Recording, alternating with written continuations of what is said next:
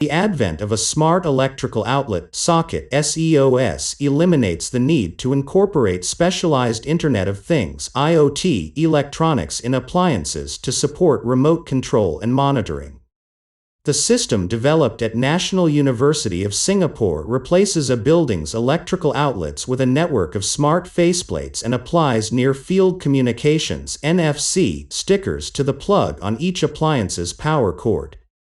All of the outlets in one building are connected via Wi-Fi to a central server.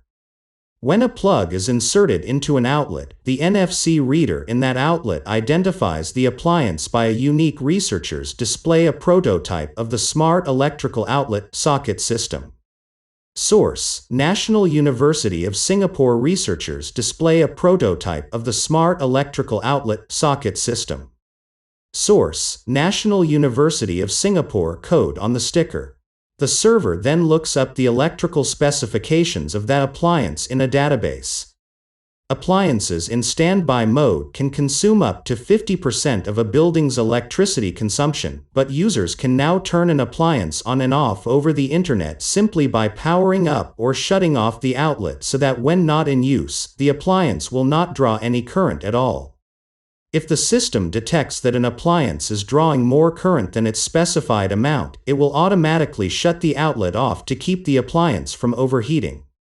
Equipping a building with the SEOS system can be quick and relatively inexpensive, as each smart faceplate incurs a cost of about $80.